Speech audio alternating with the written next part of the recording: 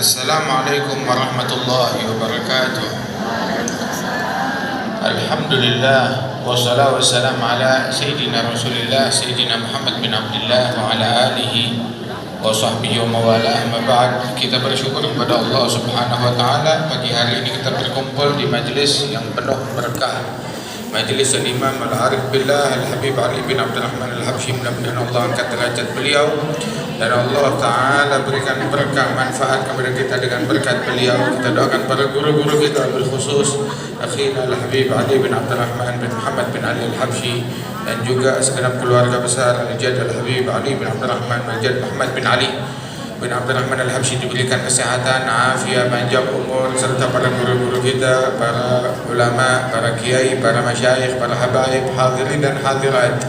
Alhamdulillah, Allah Ta'ala berikan kebaikan kepada kita dan anugerah yang luas dengan hadirnya kita di majelis yang penuh berkah ini, di mana di majelis ini kita diajarkan untuk menyambung silaturahmi sebagaimana disebutkan di dalam kitab Nusahid Diniyah. Dan Rasulullah SAW adalah orang yang gemar menyambung silaturahmi, bahkan dari muda beliau. Siti Khadijah radhiyallahu anha wa ardhaha, tatkala Nabi Muhammad menerima wahyu di Gua Hira, maka kemudian kembali ke rumahnya di Makkah dalam keadaan ketakutan, dalam keadaan khawatir. Kemudian dibawa oleh Siti Khadijah kepada seorang sepupunya Siti Khadijah yang bernama Waraqah bin Naufal, dan diceritakan keadaannya di situ. Kemudian Siti Khadijah bilang kepada Rasul SAW menenangkan suaminya, dan ini adalah watak dan ciri istri yang salehah. Kalau suami lagi bingung, bukan ditambahin bingung. Suami lagi susah, bukan ditambahin susah, tetapi ditenangkan, disemangatkan. Dan ini adalah profesinya Siti Khadijah radhiyallahu anha wa ardhaha. Beliau bilang kepada Nabi Muhammad SAW, innaka wallahi la yukhziqallahu abada, innaka la tasilur rahim wa tahmilul kal wa tukrid dhaif wa tu'in ala nawahibil haqq.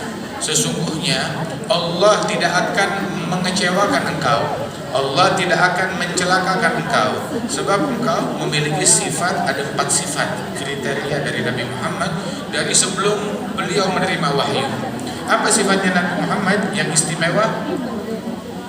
Dari sebelum Islam diwahyukan oleh Allah kepada Rasulullah, Nabi punya perangai 4 ini. Innaka la tasilur rahim wa tugrid dhaif wa tahmilul kal wa tu'in ala nawaibil haq. Engkau adalah orang yang selalu menyambung silaturahmi, kemanapun disambung silaturahminya. Kemudian gemar menjamu tamu, tugrid dhaif, menjamu tamu sallallahu alaihi wasallam. Wa tahmilul kal, menanggung orang-orang yang kesusahan, yang menderita, ditanggung biaya hidupnya oleh Rasulullah, deritanya oleh Rasul sallallahu alaihi wasallam. Dan ketika ada orang kena musibah, Nabi Muhammad adalah orang yang paling sigap di dalam membantu mereka sallallahu alaihi wasallam. Sehingga setelah Islam pun juga ini sifat tetap dijalankan oleh Rasulullah sallallahu alaihi wasallam.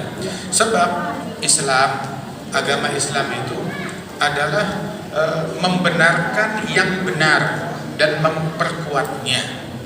Yang salah nggak diperkuat, nggak dibiarkan, diperlemah, dihilangkan oleh Rasulullah Sallallahu Alaihi Wasallam. Yang baik disupport, didukung oleh Nabi Muhammad, baik itu dari budaya suatu negeri, kebiasaan adat istiadat suatu negeri. Kalau itu baik, disupport, didukung. Tapi kalau itu buruk, ya harus diberantas, harus dihilangkan, harus disingkirkan. Nah itu Rasul Sallallahu Alaihi Wasallam sampai setelah Islam pun juga selalu merintahkan orang-orang sambung silaturahmi. Begitu datang ke kota Madinah Al-Munawwarah, pertama hal yang diperintahkan oleh Rasulullah suruh sambung silaturahmi.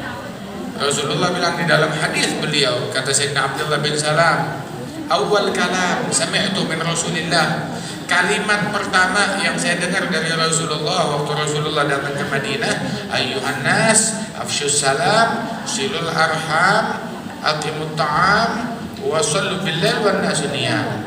Wahai sekalian manusia, kata Rasulullah, sebarkan salam, kasih salam satu sama lain. Wasilul arham, sambung silaturahmi. Aqimut ta'am, kasih makan kepada orang-orang. Sallu billail wan nasu niyam. Salat di malam hari tatkala manusia tidur, tadkhulul jannata bisalam. Nyambung silaturahmi kepada muslim dan non muslim. Walaupun non muslim, kalau dia kerabat, family, punya hak untuk kita sambung. Sebab Rasul SAW bilang tuh tentang tetangga, tentang jiran, haknya tetangga. Di antara minal jar man lahu haq wahid, man lahu haqqan, wa man lahu thalatha huquq. Di antara tetangga yang punya satu hak, ada juga yang punya dua hak, ada juga yang punya tiga hak. Yang punya satu hak itu tetangga yang non muslim, haknya satu. Yang punya dua hak, tetangga kita yang muslim, udah tetangga dia juga muslim, maka dia punya hak tetangga dan hak sebagai seorang muslim. Dan ada lagi tetangga yang punya tiga hak. Siapa? Dia punya hak tetangga juga, muslim juga, kerabat juga, family juga. Karenanya itu Rasul SAW beliau sampai bilang bahwasanya man sarrahu, siapa yang suka, siapa yang mau, siapa yang senang. Senang diapain? Suka ngapain? An yufsah fi rizqih wa yunsa fi ajalih falyasil rahimah. Siapa yang mau, siapa yang suka, siapa yang pengen umurnya dipanjangin, rizkinya diluasin. Ini udah enak banget kan? Umur panjang, rizki luas. Ada orang umur panjang tapi melarat, nggak enak. Nggak enak yang kayak begini. Ada juga orang rizki luas, kaya raya tapi besok mati, nggak enak. Ada tuh yang paling enak, rizki luas, umur panjang. Siapa yang mau? Satu doang perlu dia lakukan, nggak perlu biaya, nggak perlu capek-capek. Falyasil rahimah, sambung silaturahmi. Sambung silaturahmi sama siapa? Sama saudara kita, adik, kakak, sepupu, paman, bibi, keponakan, saudara, family. Sambung silaturahmi sama mereka. Tapi kadang tuh kerabat juga megelin. Ada yang dibilang tuh sama ulama, mereka bilang agak ribuk kerabatmu itu bisa menjadi agarib. Tahu agarib? Kalajengking, mematuk engkau, yang bikin kita pegal. Ya. Kebanyakan begitu. Ada yang seperti itu. Namun kalau kita sabarin, kalau kita perlakukan dengan baik, kita mencontoh sikapnya Nabi Muhammad, maka kita dapat pahala yang besar. Umur panjang, rezeki luas. Itu disebutkan oleh Rasul SAW, afdalu sadaqah, sedekah yang paling afdal. Dikasihnya kemana? Sedekah yang paling afdal, afdalu sadaqah ala dhi rahimin kashih. Sedekah yang paling afdal kalau diberikan kepada kerabat kita, kepada family kita. Bukan sekedar kerabat family, kerabat kita, family kita yang judes sama kita. Oh, perlu dicatat, yang judes, yang suka nyinyir, yang suka ngegosipin kita, yang suka ngeganggu kita. Sedekah paling afdal kita berikan kepada itu orang. Jadi kalau dia ngejahatin kita, bukan malah kita boykot, tetapi justru kebaikan kita salurkan kepada orang tersebut. Wala tastawis sayyi'atu walal hasanah. Kejahatan dan kebaikan enggak sama.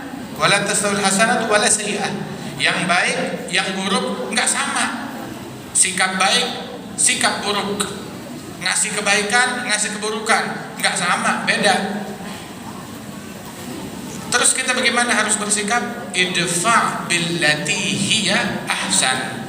Ketika kita bertindak, melakukan tindakan dengan bukan hal yang baik.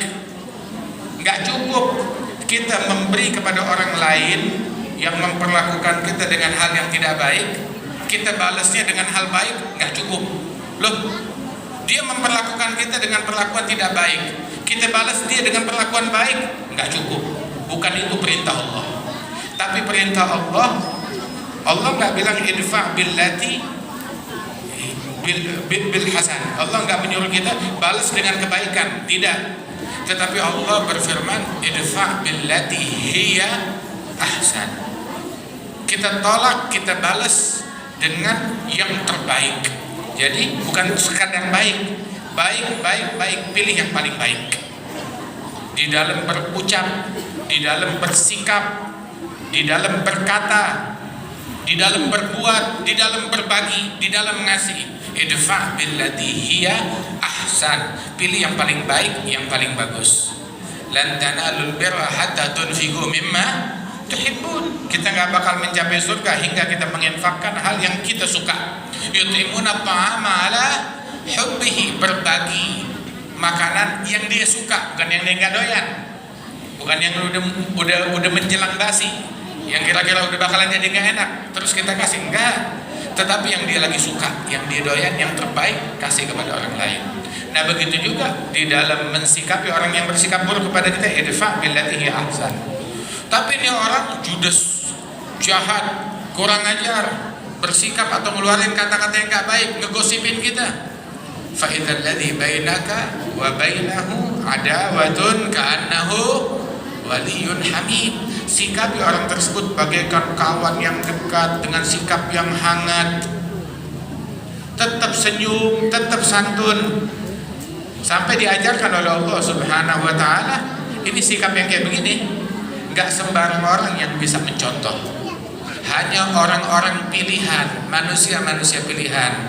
Wa ma yulaqaha illa alladzina sabaru wa ma yulaqaha illa dzu hazzin azim. Enggak ada yang bisa bersikap kayak begini kecuali orang yang sabar. Enggak ada yang bisa bersikap semacam ini kecuali orang yang punya jatah besar dari Allah taala. Jatah apa?